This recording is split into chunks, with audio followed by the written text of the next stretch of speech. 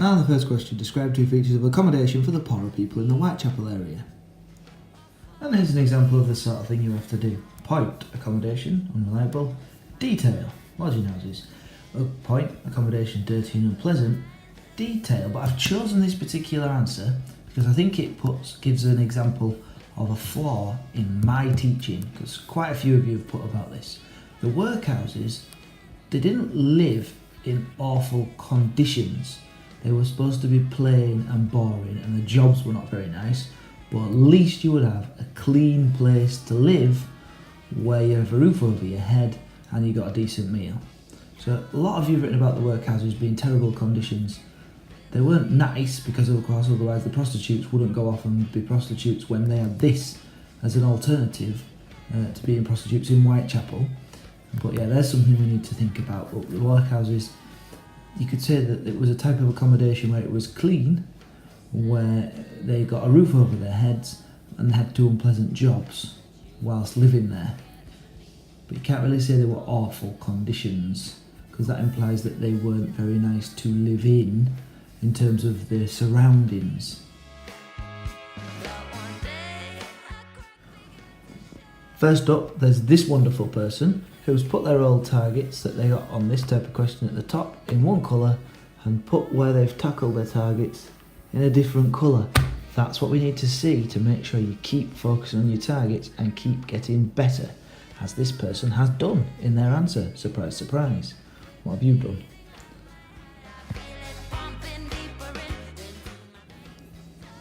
Okay, how useful were sources A and B? First of all, you'll have noticed down the side of your paragraphs, quite a lot of the times I'll have written K, C, and O. That stands for, not P, it would have been K, O, knowledge, C, have you referred to the content, and O, P is provenance. So we look at the provenance of this, there's one reason why this might not be useful for looking at the effectiveness of the police force in Whitechapel. You see this person's focused on key words to show they're focusing on the question, which is what they were trying to do with those words. Because if you look at the provenance, it's a newspaper, a cheap weekly newspaper. We know about penny dreadfuls. Well, it's that sort of thing. It's designed to entertain. It's the artist's impression. It's not necessarily the accurate interpretation of what happened in Spitalfields in the Whitechapel district of London. But you look at your own knowledge, were the police outnumbered? Lots of you picked up on that. Yes, they were outnumbered. And that's what a win for the Quizlet, I think. Also, we can see some of the equipment that they were used. They had a whistle, they had a helmet on. And do we know from our knowledge that this sort of thing would happen? Yes, they were outnumbered. Yes, there were certainly protests. One we know happened in Trafalgar Square from the Quizlet. And it does seem to show an example of an extreme event. This won't happen every day in Whitechapel though. So that gives it some reason for us to pause and think about how useful this would be for showing us how effective the police force were generally. Down here you've got the Times newspaper, and here's a more classic problem that some of you came up with, that some of you made, a mistake should I say. You said that it goes on about the mistakes that the police have been making, and because you've looked at the first line, police failures. What it actually is saying is, although lots of critical comments have been made about police failures, it should be remembered that this type of woman chooses to go alone to the place where she has agreed to meet a man. And it goes on basically to blame the poor people, to blame the prostitutes for the murders that have happened to them, rather than to blame the police.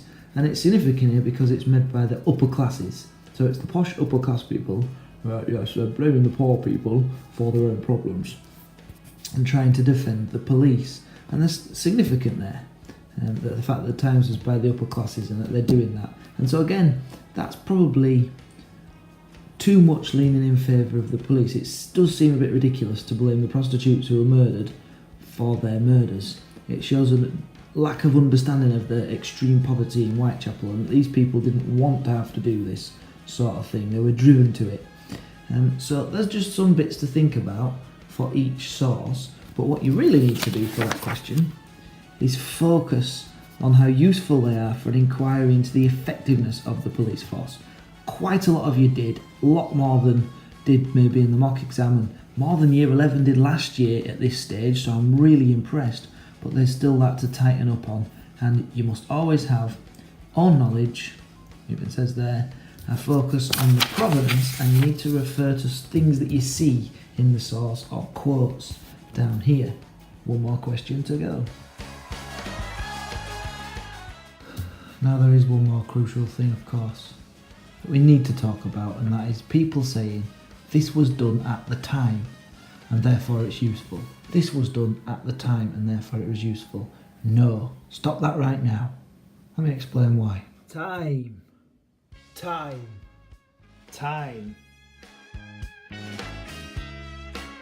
Somebody yesterday, don't know if you can see that, broke Mr. Wilson's window. What happened? It was dinner time. He was teaching a Year 7 class. Some three people, we'll call them people, ran at the window. One of them hit the window at least, smashing the window in and knocking it off its hinges.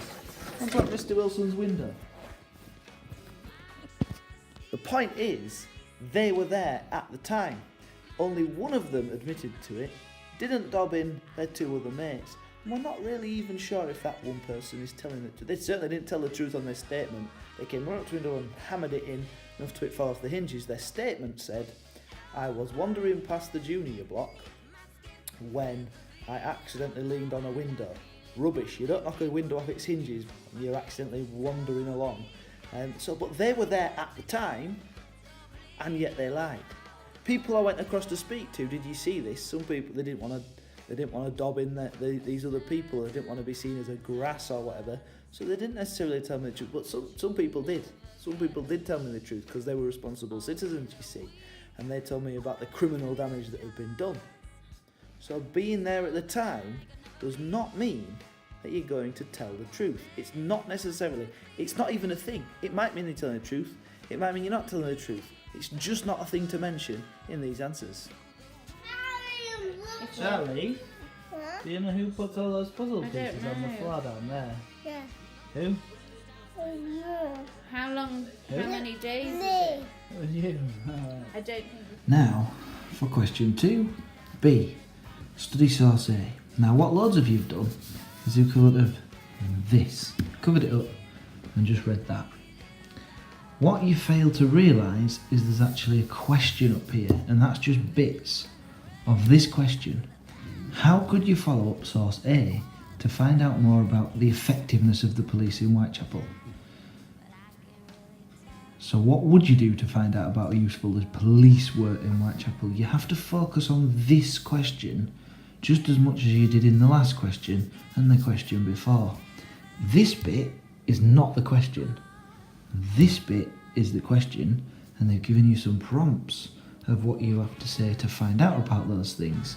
So a classic would be, did tell and also about the fact that the police is so outnumbered? Question I would ask, is it the case that the police were so outnumbered in Whitechapel? I mean, I guess I might change the first one to, did tell and also about the fact that the policeman was surrounded by many, many people?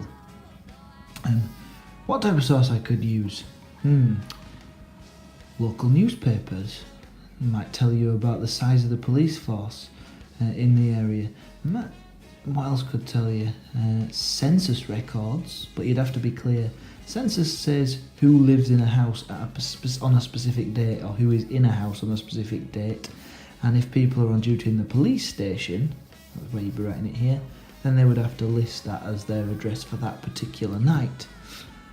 So you could potentially have census records, but police records will tell you how many policemen were working in the police at that particular time, and so on and so forth. But the key thing is, that's the question, not this. Okay, there we go.